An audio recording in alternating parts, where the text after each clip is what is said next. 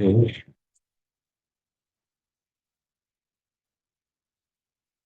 This is the last week before maybe the quiz. So today we will do lecture 11 for these two lectures, and then we will have Q&A session, and also I'm not sure about the exact date. But anyways, this is Monday. Next Monday, we will have the Q&A session.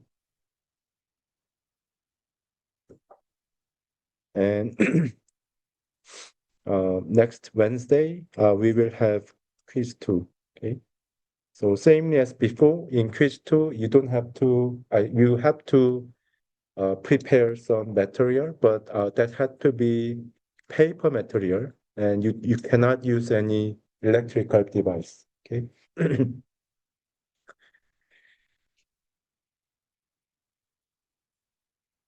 And Q&A, I think there will be no attendance check for this Q&A session, but if you have any questions regarding anything before quiz 2, then you can come and ask me.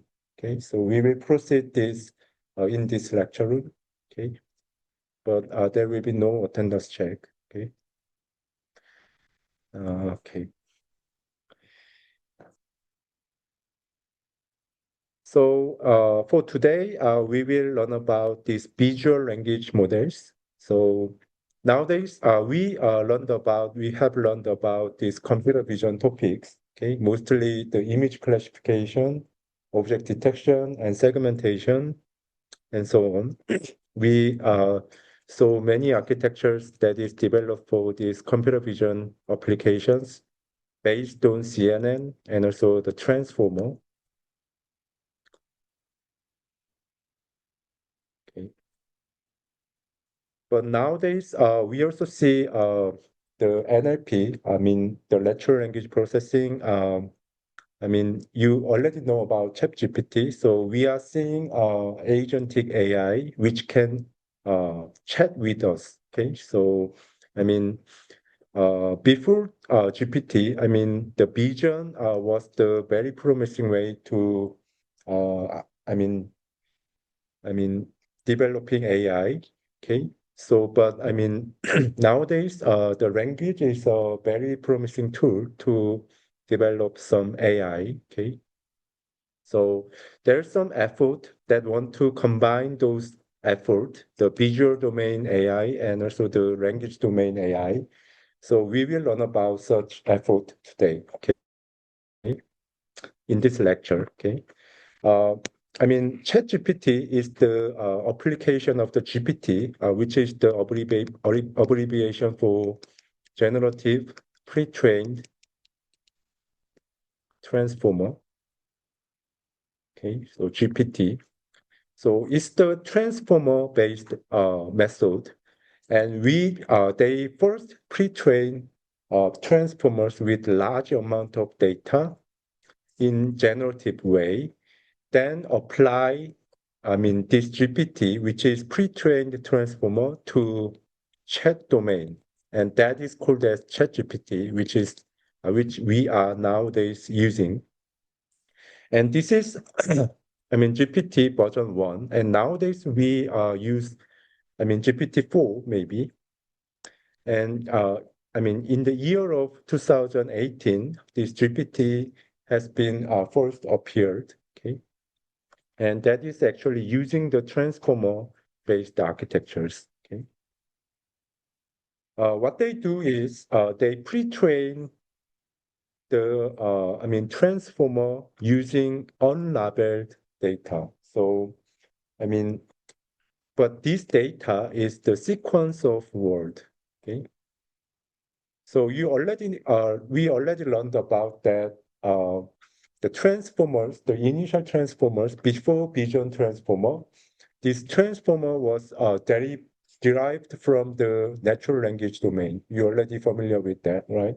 So using that transformer, which is the baseline for the language models, we train that using unlabeled word data, text data. And this is somehow the way to train that. So given, previous word, they try to infer the next word. Okay. So this for doing this kind of thing. So for example, I am a. Given this, they are somehow estimating the next word. Okay. So given this type of sentence data, they are on purpose remove one word which is later appear, and given the previous word, they try to infer the next word. Okay, that is happened during the first step, which is pre-training. Okay, are you guys understanding this? Okay, so because the word itself is the sequential data, so it has the previous word and the later word. So given the previous word, they try to learn their network to predict the next word. Okay, and this could be done in the unlabeled way. Okay, there is no effort to annotate the ground truth for the word sequences. Okay, instead we can, given this sentence data, we can remove and make this as the ground truth, and we can train the network. And then they apply fine-tuning mechanism uh, to apply this GPT, which is trained unsupervised way, and they apply that on specific task in the NLP, natural language processing, using that domain's ground truth. Are you guys understanding this? Okay. So you already learned about the fine-tuning method.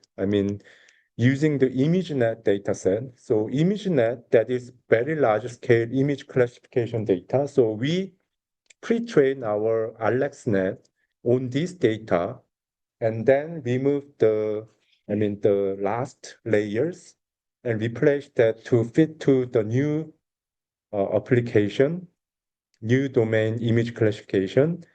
And then we train the last part only. Are you remember that? Okay.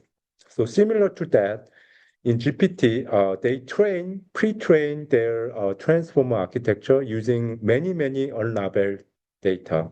And then they fine-tune some of the transformers, maybe the last layers, to fine-tune them on the specific task using their ground truth. And it works. Okay. And actually, this is an interesting result. So, this is a transformer-based method. And also, this is average score for many tasks. So this is, showing eight tasks, which is heterogeneous. And they, in their domain, they are some tasks defined in the NLP. Okay, they are using their word sequences and have some ground truths. Okay, for that specific purpose. Okay, I mean, and average score, it is showing their average accuracy. Okay, so on average, the transformer without pre-training, if the transformer is not pre-trained, which means deleting this process, okay? If they delete this process and the random initialized transformer, if they fine-tune that on the specific task, then this is the accuracy they can get, okay? Are you guys understanding this? Okay. But, sorry. But this is the transformer architecture that is pre-trained, but without having some, how to say, dedicated head for each task. Okay, so this is very, how to say, zero shot. I mean, zero shot. Sorry, very generalizable architecture. Okay, the generalizable model. So which means they are not, this model is not pre-trained. Not pre-trained. not having a dedicated head for each task, but it is because thanks to the pre-training on the large corpus of the sequential data, it shows a lot of improvement. So this is anyway showing that the pre-training on unlabeled, large amount of unlabeled data, they can make the model very robust. Okay. Mm.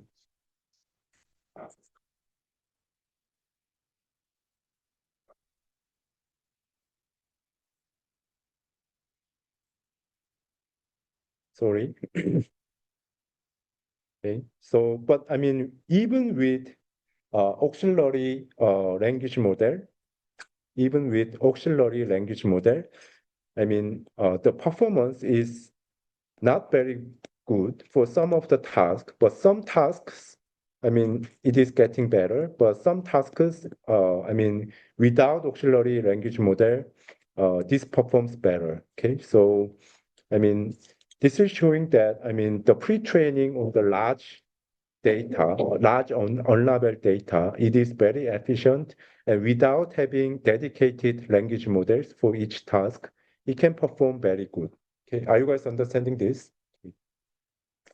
And this is showing that the baseline having the auxiliary language model, but their baseline is LS10, which is the state-of-the-art architecture before the transformer. Okay, so you can see their accuracy is limited compared to the transformer. Okay, so GPT-1, that is the first language model which is pre-trained on the large amount of unlabeled language data and could be fine-tuned to other types of NLP tasks. Okay, and you can see they can be very robust, even without having dedicated language models. Okay, are you guys following this? Okay. And after GPT-1, there have been some other language models as well, which is called as BERT. And this BERT is also a bidirectional transformer. So somehow this BERT is also, their T is abbreviation for the transformer. Okay. And also they are using the self-supervision, learning without the ground truth. Okay. They are sharing the same concept. Okay. And even their method was applied to the text data, they can be applied to other types of modality as well, like image, speech, video, okay, even vision, they can be generalized because their method is quite generalizable, okay? But the scale matters. So indeed, there was not approaches that could apply their method but in the vision domain, but still their representation itself is flexible. And this is how BERT was pre-trained. Okay, so they are using two types of tasks to pre-train them. Okay, so the first is masked language model, which means sorry, this is their actually data. This is their raw data. Okay, and this is another raw data. Okay, so and they are making this type of label for the second task, next sentence prediction. So, they already select these two sentences from some paragraph, okay? And if they are coming from exactly, coming from two sentences, they are exactly right after, then their label is next, okay? But if two sentences are coming from some positions which are far apart, okay, then their label becomes not next, okay. So this label is checking whether two sentences here are next sentence or not, okay. Okay, this is label for that, the second task. So second task, they want to, classify that seeing this two sentences, they want to classify them into next sentence or not. Okay, that is a second task, second self-supervised task. And the first supervised task is masked language model, which means in the sentence, they are masking some of the word, okay? Randomly mask some of the word, and then predict this word, okay? Given other word as the context, okay? So that's the first task. And the second task is next sentence prediction, okay? So, I mean, given the raw data, we can make labels for these two, right? Okay, given the raw data, we can make this type of label and can train this transformer, okay, to predict this masked word and whether these two sentences are next sentence or not.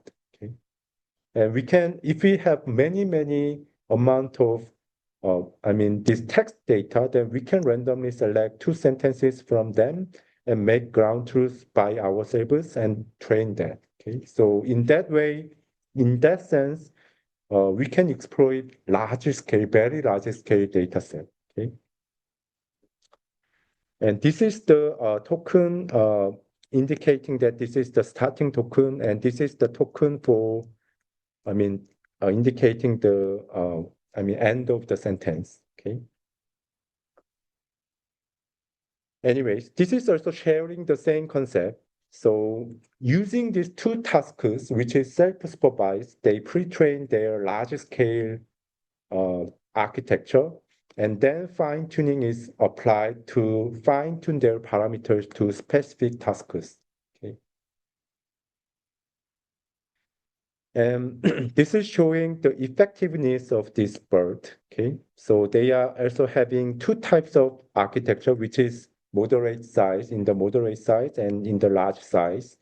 And even compared to the human expert, this BERT is producing better result. And this is the result from GPT-1 I just explained. So OpenAI's GPT-1 was actually less, robust compared to the BERT, okay, in the year of early 20, okay.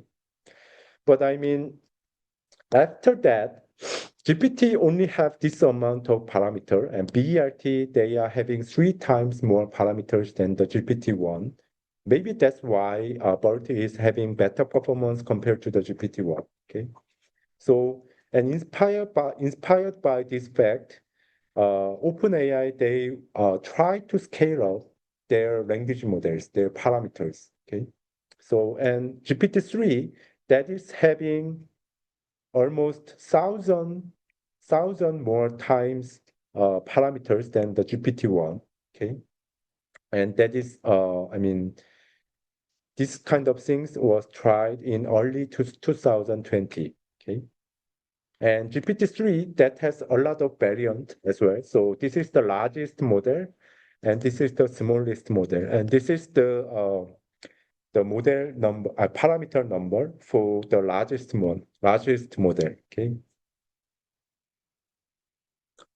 So normally people say this is the number of parameters for the GPT-3, okay? And when you see this slide, you can see this is the number of examples in context, which means, normally we do fine tuning, right? So after doing the self-supervised learning or unlabeled training, we fine tune that language model on, specific tasks. But this x-axis denote the number of samples during the fine tuning. Okay.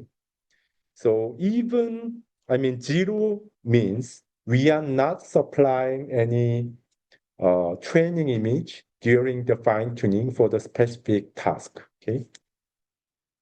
But the small model, these 3 graphs, they are visualizing 3 GPT-3 models, which are variant in this manner. So this is the first graph, and this is the second graph, and this is the last graph. Sorry. 이렇게 sorry about that. I mean, this is the first graph, this is the second graph, and this is the third graph. Okay. I mean, three models are used from GPT-3 variant. So this is the model having 1.3 billion parameters, and this is the model having 13 billion parameters, and this is the model having the largest parameters. Okay. And this x-axis denoting that during the fine-tuning, we are using this number of images, okay? Even though we didn't use a small number of fine-tuned samples, the largest model, it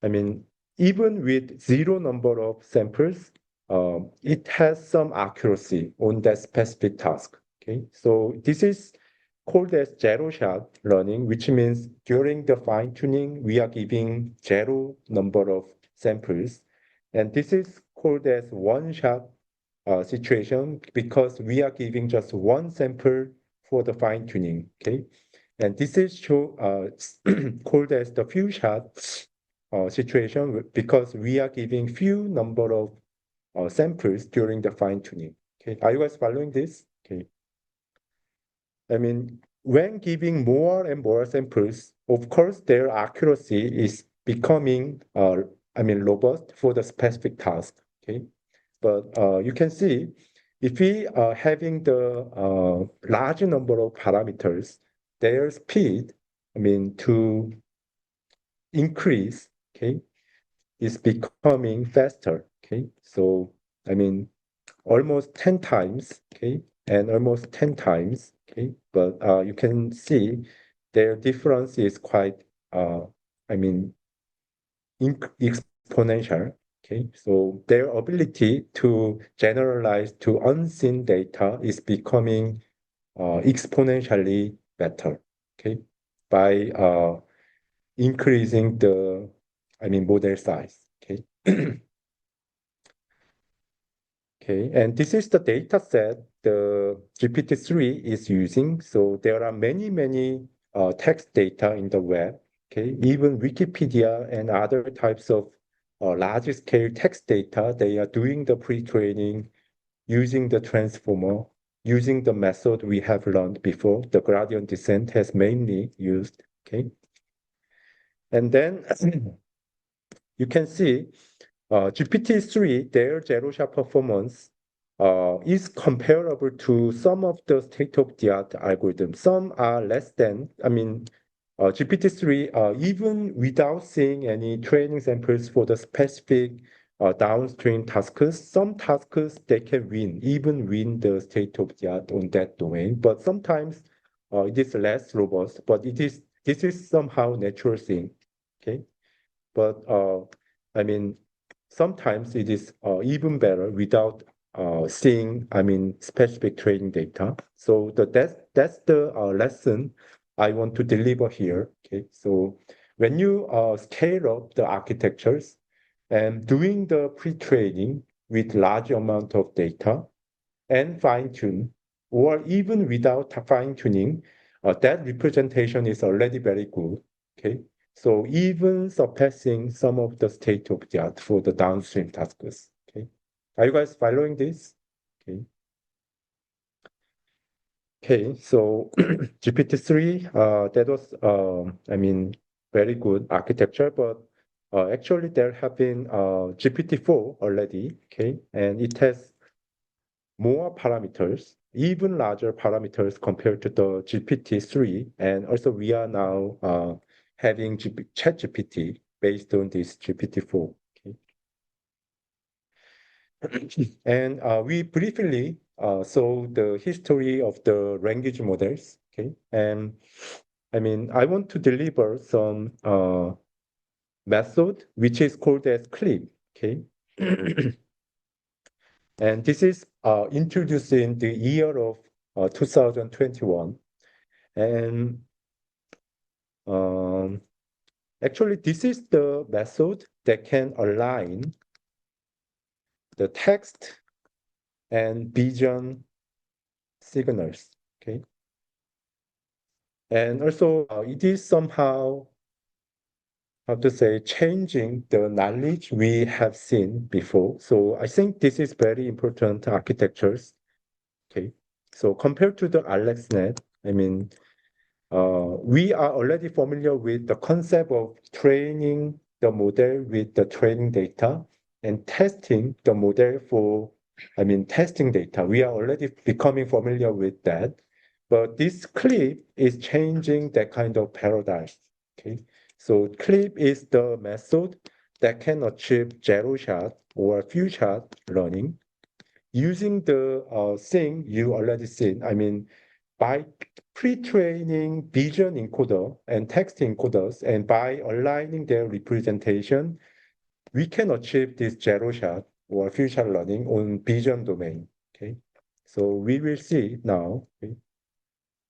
And this is OpenAI is already familiar with, I mean, famous because due to the ChatGPT, but this clip is also developed by OpenAI. Okay.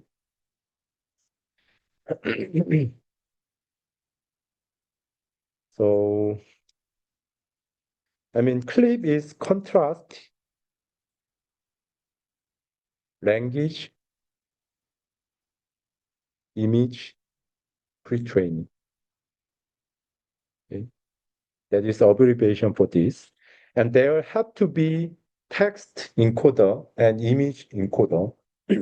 So for the text encoder, uh, the transformer is used, okay, because it can input the word sequences, okay, and then at the output, it outputs some vector, which is the representation for the sentence, okay, some feature they are outputting, and we will call that as T vector, okay, and there is n number of sentence, then there would be T1 to Tn, okay.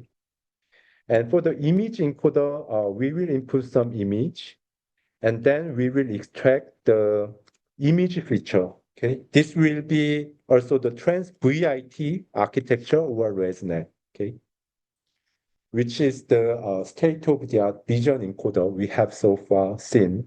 Okay, if there are n number of images, we will extract I1 to IN, right? And somehow, for doing this type of training, we have to somehow have the paired image and text data, okay? Which means for this image, for dog, we have to have some captions like this. We have to have aligned paired text and image data, okay, to achieve this type of training, okay. And for the second image, we have to align that image with some text, description, okay. Anyways, we have to have some paired data. And what we will do is we will dot product the text feature with the image feature. Okay, are you guys following this? And this is also the dot producted value, and this is also dot producted value, and this is also the dot producted value. But we will enforce the scales of these diagonal locations increased while suppressing all other dot product. Okay, are you guys understanding this? And when doing that, we somehow enforce the similarity between I1 and T1 and I2 and T2, I3 and T3, and IN and TN, which is the paired, text and image signals, right? That we are increasing similarities between this paired data while suppressing all other paired data, their features. Okay. And by doing that, we can align the text features and also the image features. Are you guys following this? Okay. And then what we can do afterwards is we can achieve zero shot image classification. I mean, zero shot means we don't have any, if we are given any training data for specific classes, we can achieve image classification. That is the zero shot image classification. And indeed, using this pipeline, we can achieve that. Okay, you will see. Okay. So what we will do is for some testing data, we will extract their image feature using the pre-trained image encoder. Okay, here. And this is the image feature which is extracted from this image. Okay. And this is the candidate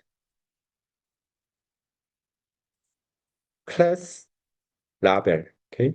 Candidate class label, which is text. Okay. Which will be in the form of text.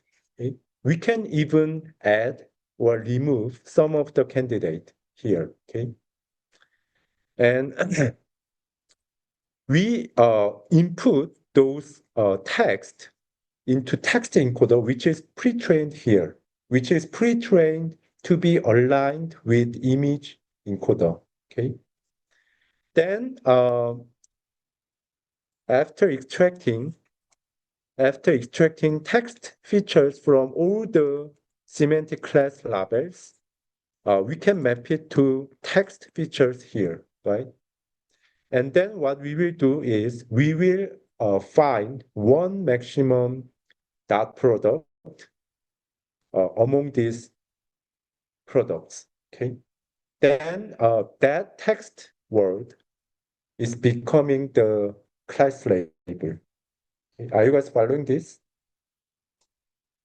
Okay. So of course, if that images semantic class was not here, then these images could not be properly classified. But the thing which is important here is even not training this text or image encoder for that specific class label, as we done in ImageNet pre-training. ImageNet pre-training, CNN have to be here, and their last layer have to have 1,000 dimensional probability, vector, which indicates the probability for 1,000 classes. Okay, I remember this. Okay, and if you want to classify unseen image into new 1,000 first classes, which is unseen during the training, there's no way to achieve this before, right? But here, you can add that, 1,000 first class into this text set, okay, and can extract the text feature for that and compare this, okay, without retraining the encoders, okay, we can achieve that, right? So in that sense, this clip can achieve zero-shot image classification. Okay? Of course, if the this architecture clip cannot classify this image into the class which is not specified by us. Okay, that cannot do that. But anyways, it can classify this image into unseen classes, which is unseen during this kind of pre-training. Okay, by incorporating the new text, just incorporating new text in this set. Okay, so and by doing that, this can achieve zero-shot image classification. Okay, are you guys understanding this? Okay. Okay. So, I mean, in reality, I mean, I mentioned that these diagonal components are, I mean, enforced and all others are suppressed. Okay, but in the implementation, what they really implement is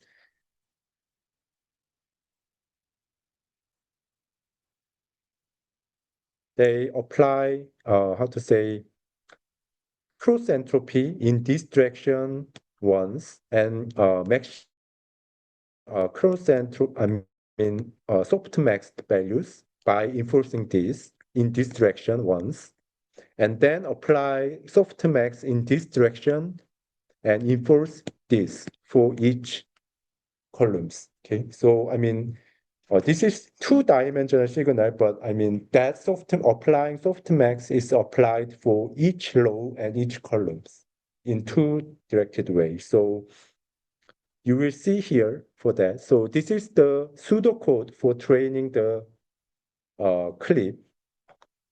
Image encoder, I, this becomes the image feature. Text encoder, text input, this becomes the text feature.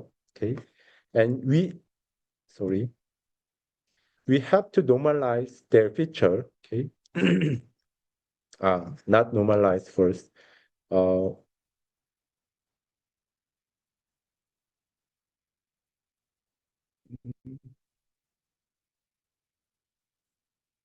Run the projection. So I mean, we will actually. I mean, this is some different way for. I mean, doing some embedding for image and text. So I mean, this is conceptually not very important. But anyways,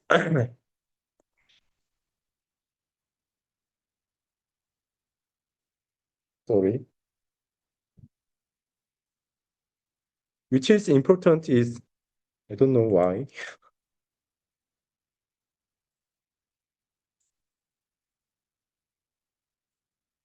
Which is important is here. So image embedding and text embedding, they are dot producted and cross entropy that is applied to two direction here.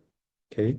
So in this direction and in this direction separately, they are applied and they are actually averaged. So two directional cross entropy losses, they are averaged to be the last loss. So as a result, we are enforcing only the component in the diagonal axis, but suppressing all others. Okay, I was following this.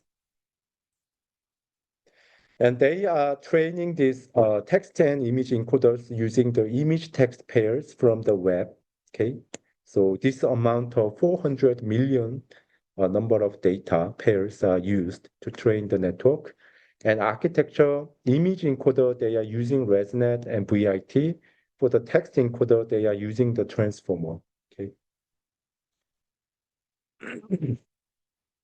And this is somehow interesting result of the clip. So this is the ImageNet score, which means trained on the training samples of the ImageNet data and testing on the that how to say ImageNet testing data. Their accuracy is normally higher than this type of transfer score. So transfer score means uh, the model was trained on different data, but testing on the ImageNet, I mean, data. Anyways, this transfer score means the accuracy, uh, I mean, testing accuracy, which is uh, obtained from the model, which is trained on different data. Okay. Normally, this axis, their values are lower than these x-axis values for other types of, I mean, other types of state-of-the-art architectures. Their ImageNet, I mean, in domain, in dataset accuracy is higher compared to the transferred accuracy. But you can see the clip, they are almost same. Okay. So even trained on different data and testing on the different testing data, this clip is becoming, I would say, generalizable. So their transport score and imageness score, they are almost like same. Okay. So this is y is equal to x graph, which means x-axis, y-axis, their scale is almost same. Okay. That is good characteristic of the clip. Okay. So by aligning the language and image signals and doing the zero shot, I mean, no. By aligning the language and image encoders, we can obtain this type of good characteristic for the image encoder. Okay. And this is showing the average score for multiple tasks, and this is the speed. Okay, so this is becoming faster, and this is becoming slower. Okay? So clip is located here. So I mean, clip is also not very slow, but having a good accuracy even with moderate speed. Okay, that's the thing obtained from here. And this is also very important and interesting result. So, which means zero shot clip accuracy and using the ResNet um, to train each data. So in y-axis, you can see, I mean, some of the data sets name here, Cypher 10, 100, and I mean, one line of this, each are denoting the image classification data. Okay, and uh, green, I mean, this is showing that I don't know why this is appearing. Sorry about this, anyways. Um,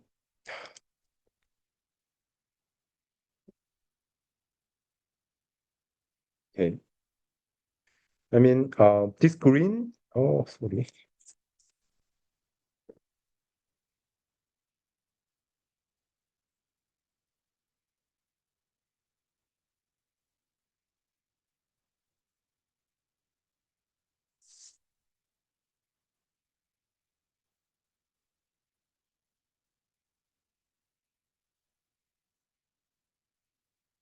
Mm.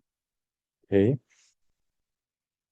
So for this green graph, I mean, they are denoting that, I mean, these things are denoting that we use Stanford, for example, Stanford cars training data for training using the ResNet and testing on that Stanford car pre-trained model on the Stanford car testing data. Okay, that is we call state-of-the-art result. Okay, the best performance we can get, we call that as state-of-the-art or SOTA result using the ResNet.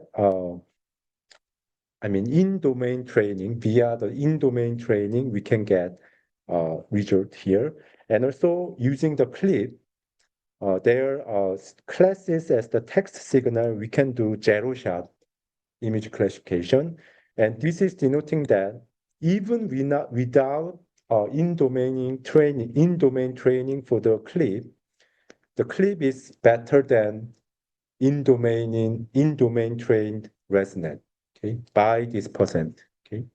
But some of the other data sets, clip, they are less robust than in-domain trained ResNet.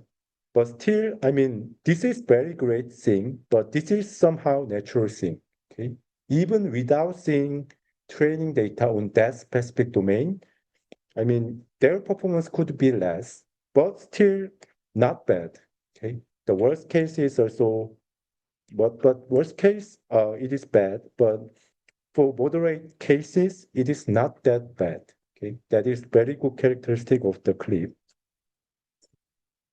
And also this graph is showing that number of labeled training examples per class, which means for zero, it exhibits the zero shot setting. Okay.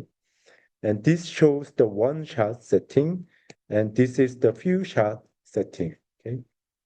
ResNet is supposed to be generalized to the new domain without seeing many data during the training.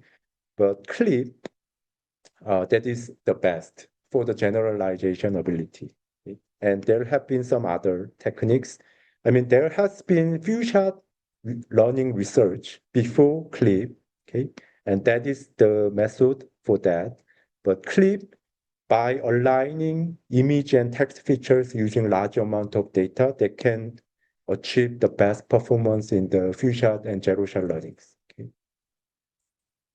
So their paper name, sorry. No. Sorry.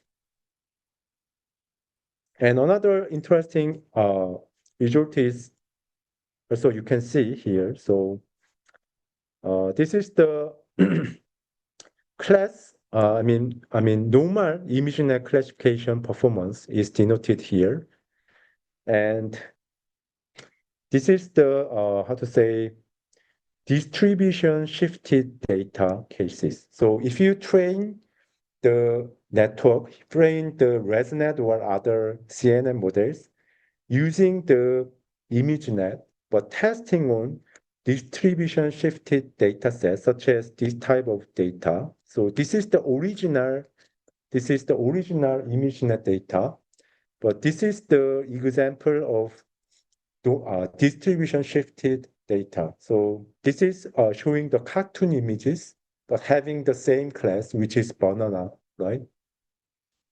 And also this is also color distribution that is changed from the original ImageNet. Okay, this is also similar, right? Anyways, if we have the similar types of semantic classes, but that classes are having some different distribution compared to the original ImageNet dataset, their how to say classification accuracy will be like this. So for the original ImageNet, when they are trained on the original ImageNet, and tested on the original ImageNet, their accuracy is high, but their testing is, how to say, shifted from the original ImageNet data. Naturally, their accuracy on the testing data, which is domain and distribution shifted, will be less. Okay, so this blue curve is the normal ImageNet training cases. Okay, are you guys following this? Okay, but this purple line is showing the clip cases. Okay, even for domain distribution shifted cases, this zero shot clip, their accuracy is almost constant. Okay, so for the ImageNet testing, I mean, they trained the model using original ImageNet, and testing on ImageNet, their performance is this. And testing on the same model on the distribution shifted testing data, their accuracy is almost constant. And also for the cartoon cases, they are even higher. Okay. And anyways, for the sketch data, their distribution is far different from this ImageNet, original ImageNet data, but still not bad. Their zero shot testing data, testing accuracy is not bad. But this is original way of training ResNet. Okay, ResNet, 101 architecture that is trained on ImageNet data with the supervised learning, the cross entropy laws, then it will work well for ImageNet, original ImageNet testing. But for other data, which is distribution shifted, their performance will become less. Okay, it is natural thing. Are you guys understanding this? But clip, they can achieve very good performance. Okay, on these tasks. Okay. Okay.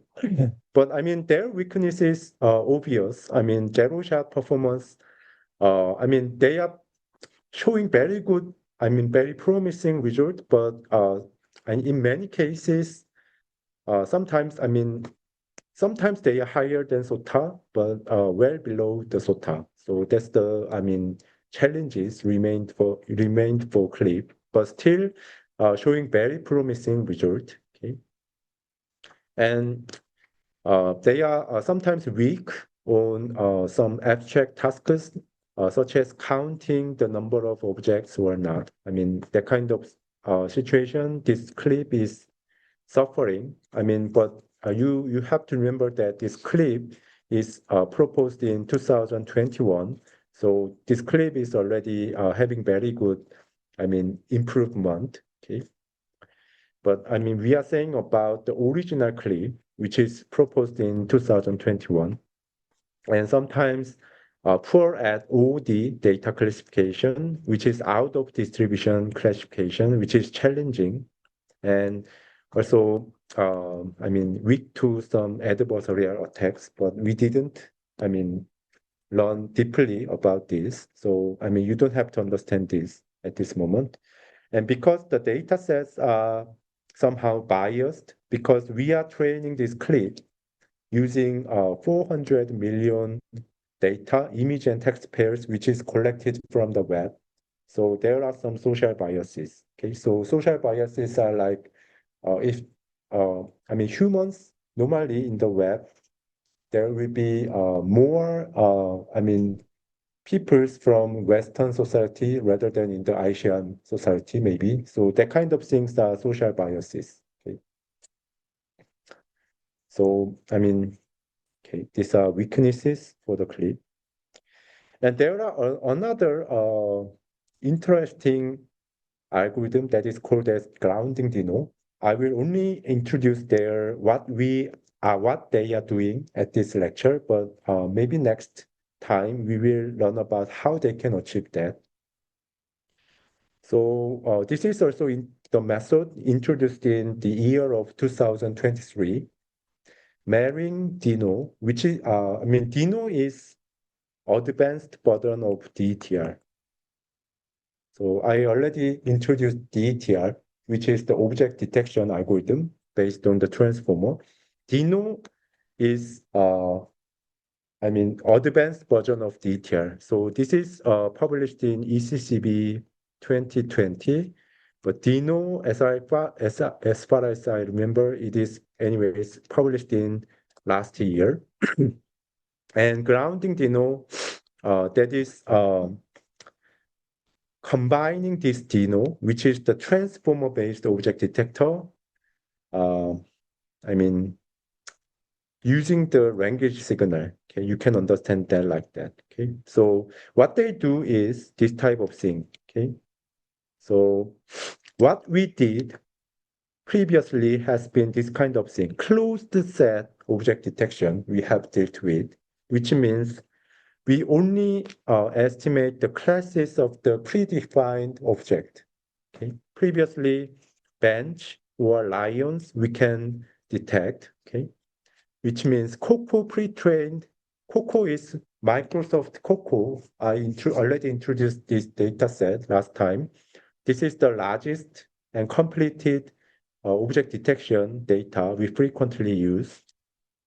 And there, this type of objects are defined and persons are already defined. So standard object detection, they are doing the object detection for predefined, which is trained during the training. We can only detect objects in that categories. Okay. But Dino, grounding Dino, somehow they are similar to CLIP. They are using the text encoder explicitly, similar to the clip, and matching their features with the last layers of the Dino and comparing their similarity, similar to the clip we just learned. And the thing we can do is somehow we can further detect some objects which was not defined in the training data. So for example, lion was not there, and of the lion was not in the training data. But because we are aligning the text with the vision features, we can also achieve this type of, I mean, we can detect this type of small object, which was the part of some object, okay? And there was no data set maybe having the World Cup as the object class, okay? But I mean, this Dino can achieve that, okay? And moreover, they can understand this type of thing, the left lion. I mean, among these three lions, they can detect specific lion, which is the left. Okay, and also they can detect the person, the bottom man with his head up. Okay, so among these persons, they can detect one specific person that is doing this type of actions. Okay, are you guys following this? Okay. So all of this could be achieved by aligning the text signals to the vision signals. Okay. And this is the grounding, their architecture. And I will explain that later, but basically what they do is they are having uh, input image and image backbone, having some feature extractor. And this is somehow the decoder to map it to bounding box and class probability. So this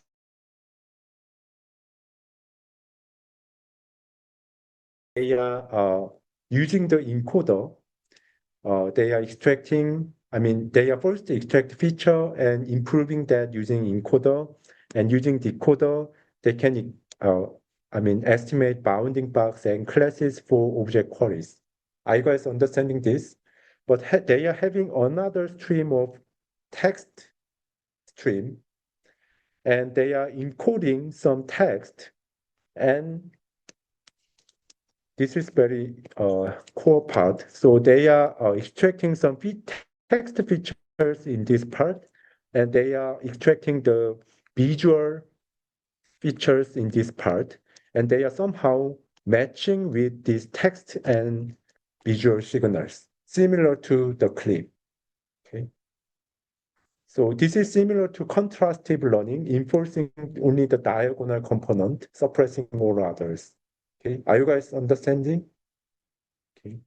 So similar to that, they are applying the contrastive learning on the last part of the Dino and aligning their vision and text signals, and can achieve this type of zero shot things. Okay. Okay, so for today, I think we can finish here. And next time, I think we can further learn about this grounding Dino and other clip techniques, and also some foundation models which have the large scale architectures in vision domain. We call this as the SAM, segment anything model, that can segment anything. Okay.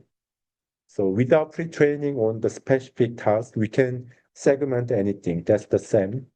And we can also align SAM with the language signals. And we can do similar things as the grounding Dino. Okay.